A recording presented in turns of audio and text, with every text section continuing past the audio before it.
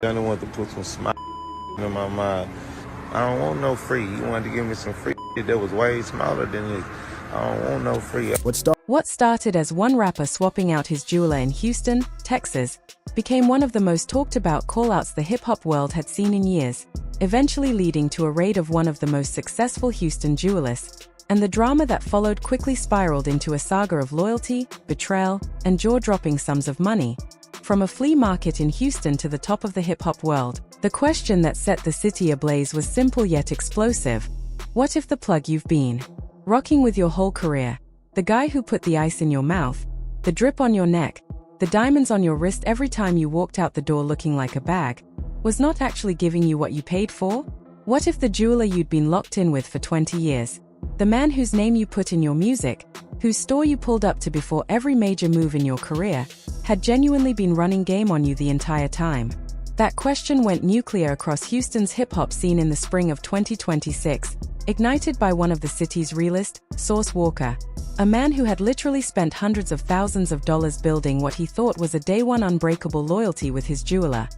This is a beef 20 years in the making, a story about loyalty and how it gets violated, about diamonds, real ones, lab-grown ones, and the staggering difference in price between the two, and about what happens when the trust holding a 2-decade plug relationship together finally snaps on camera in front of the entire internet. But before the callouts, fraud claims, receipts, and live videos hit, it's important to understand exactly who these men are and what they built together. Because without knowing the foundation, you cannot fully feel the impact of the collapse, and that foundation starts at a flea market in Houston, Texas, circa 1996, with Johnny Dang, born Dang Antoine in 1973 in a small rural village in Vietnam, a man who did not come up in luxury and had almost zero pathway to the life he eventually built, but who inherited the generational knowledge of jewelry making from his grandfather and father, learning the craft by hand through repetition in the traditional lineage. His father, a Vietnam War veteran,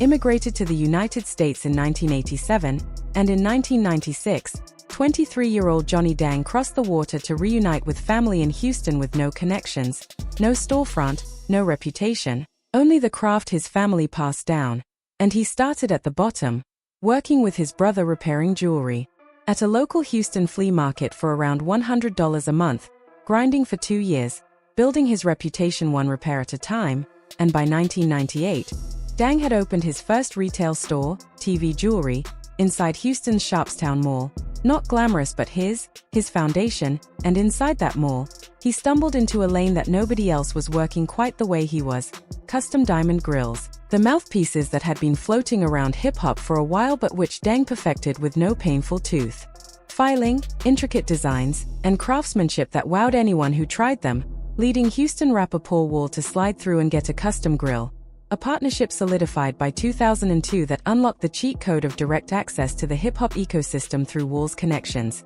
giving Dang free reign to reach the top-tier clientele: Kanye West, Jay-Z, Beyoncé, Lil Wayne, Cardi B, Travis Scott, Gucci Mane, Migos, Rick Ross, Nicki Minaj, clients who were walking advertisements with every music video, red carpet appearance, and Instagram post showing a Dang piece, further solidified by innovation like invisible baguettes and pioneering emerald-cut grills, all kept personal with a VIP Grills Wall storing tooth molds from celebrity clients. By 2016, Dang had expanded to a 16,000-square-foot flagship store near Houston's Galleria with over 72 employees, 3 retail locations, full in-house manufacturing, custom pieces ranging from $1,000 to $200,000 and beyond, building a reported $200 million empire from a $100 a month flea market bench, a story that embodies the American dream. One man watching this rise closely, investing his money in Dang's shop for 2 decades,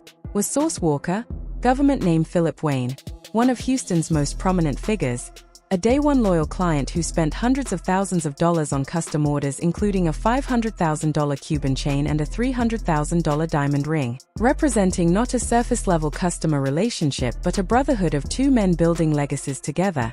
And somewhere along those 20 years, according to Sauce, something had been off, allegedly exposed by former Dang employee Plug Gio, real name Jose Jada, who left the shop in 2021 over pay disputes but retained knowledge of the operation, later revealing discrepancies in the diamond source had been purchasing, setting the stage for one of the most explosive callouts in hip-hop jewelry history. The tipping point occurred in late August 2024, when Source unveiled the world's first permanent $1 million grill, 28 teeth with over 50 carats of premium stones, rose gold settings, and a level of craftsmanship far surpassing anything previously seen, made by Geo, and he announced the switch from Dang publicly, making clear the move was more than a business decision. It was a shot fired, a standard set so high that it could not be matched, and as he hinted, the decision was rooted in dissatisfaction over not getting what he had been paying for 20 years, rather than just clout or preference. The situation escalated in mid-March 2026 with viral Instagram live sessions,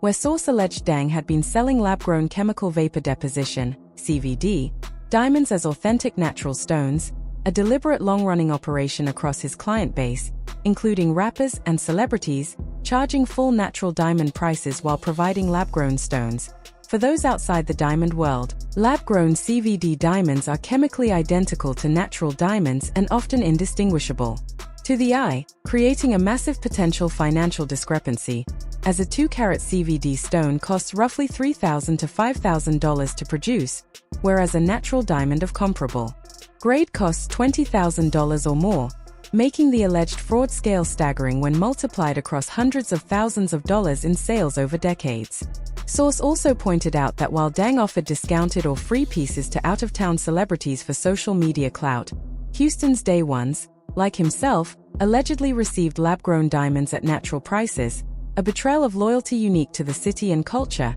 and he hinted at receipts and photos showing certificate mismatches. The allegations went viral immediately, drawing reaction videos, TikToks, Twitter threads, and debates over lab-grown diamonds versus natural stones, with public discourse centering on trust rather than the legitimacy of lab-grown stones themselves.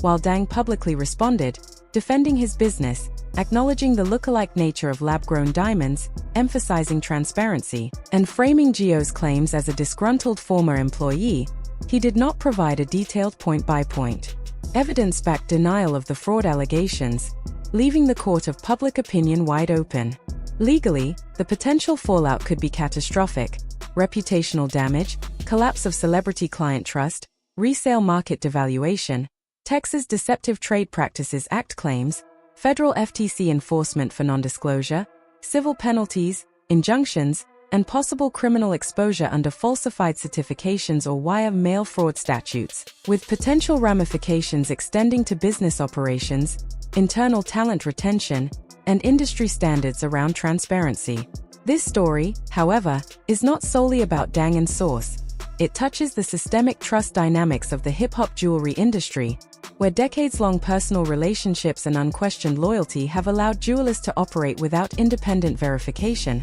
creating a financial and ethical vulnerability that one curious client, Source, exposed, potentially triggering an industry-wide demand for GIA certifications and verified documentation for all high-end transactions. Interestingly, the beef reportedly concluded when Source and Dang resolved the conflict face-to-face at a Houston community event. No lawyers, no courts, no press conferences, a personal resolution that reflects Houston's culture of handling issues within the community.